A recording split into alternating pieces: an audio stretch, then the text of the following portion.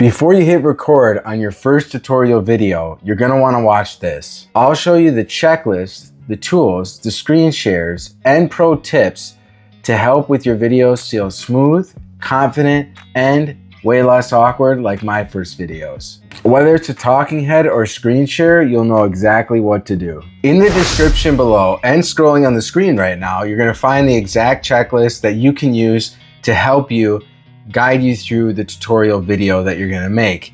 Also, like every video I do, you'll find the chapters below if you wanna skip to a certain section. Now, before you even start recording, you're gonna wanna get clarity for yourself and start brainstorming.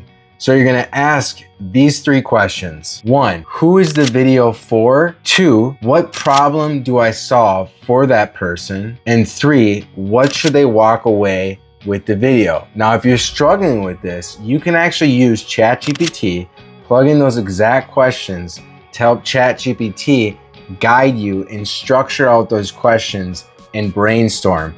ChatGPT is your buddy for brainstorming on your topics and your videos. Even if you're an absolute pro, you should do your research on the topic that you're gonna make the video about. So you can use tools like Uber Suggest, Google Trends, Google Pay-Per-Click, YouTube Autocomplete to kind of give you an idea of the search volume. For example, I use Uber Suggest and you can see it says 320 is the volume of searches every month.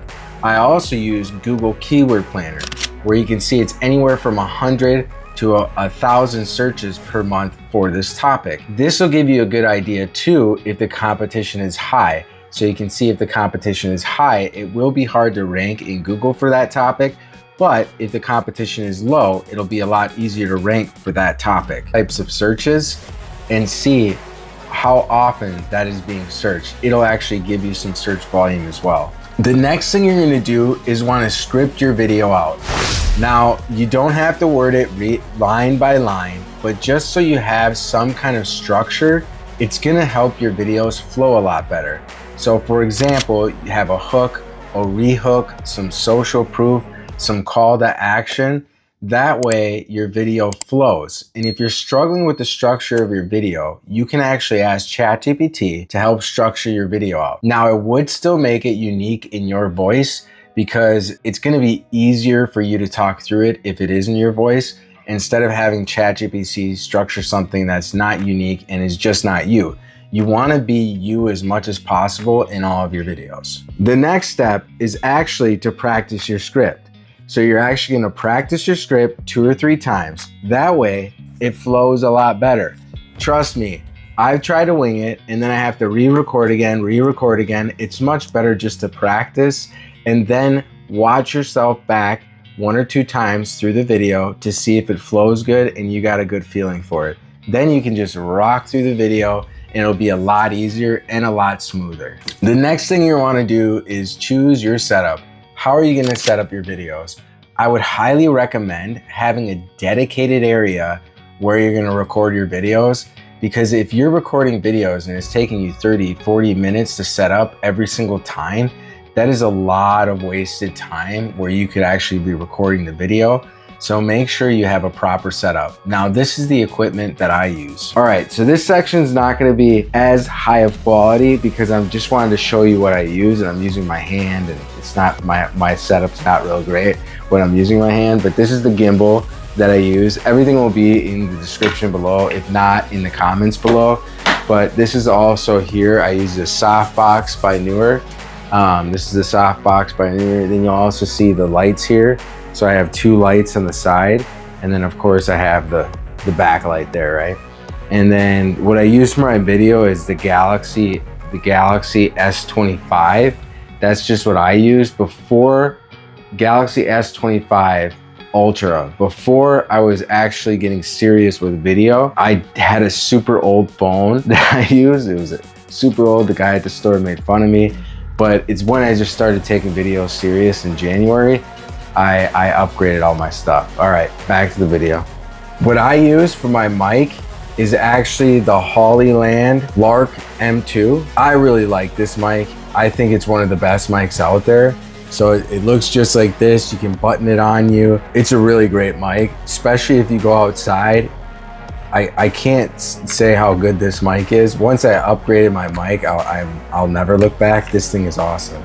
So I would highly recommend, if you're gonna make high quality videos, is use this. You can use other mics. I'm not saying you can't, but sound quality is gonna be really important in your videos. And I'm not sponsored by any of this equipment that I listed. This is just what I enjoy using and what I would recommend because it's worked really, really well for me. So here are just some tips to improve your videos. One big thing is smile. People like to see people smile, interact people that are smiling. A lot of my videos, I'm not smiling, and I would go back and look at them, and that's not entertaining to anyone. People like to see people that are happy and enjoying themselves.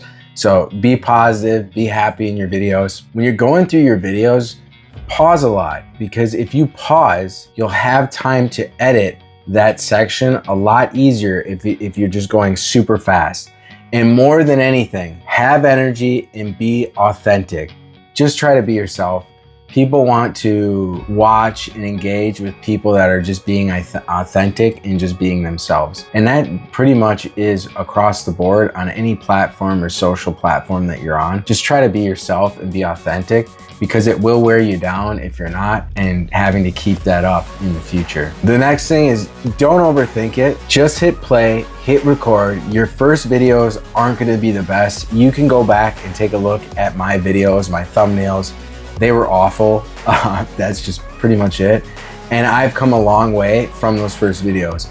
Am I an absolute pro? No, I'm just telling you the things that have helped me get a lot better when I'm recording video. In your videos, break it off in sections. It's a lot easier to cover one section at a time and do editing section by section instead of going through the entire thing. Also, pro tip, make sure that you're pausing in your videos.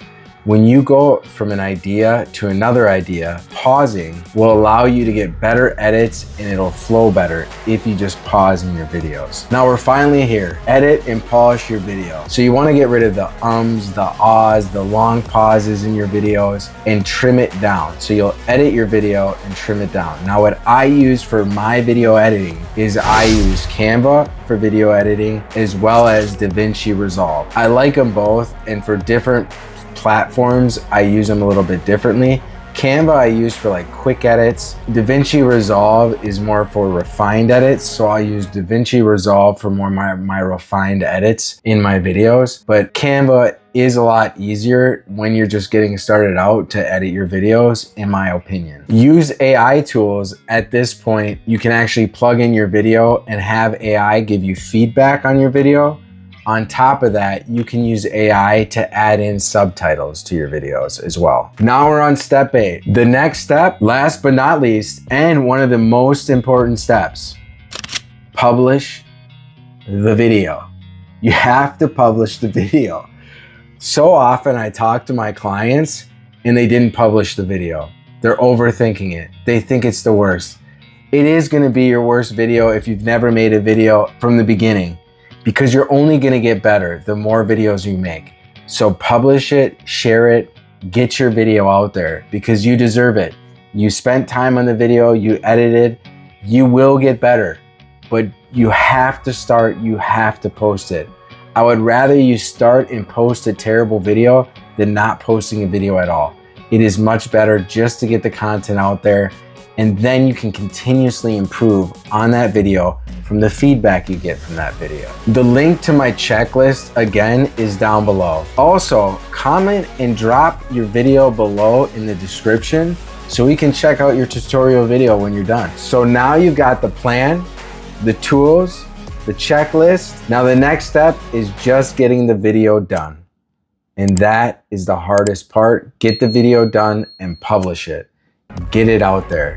If you like the content that I'm putting out, like, subscribe, comment below on what you want to see next, and I'll see you in the next one.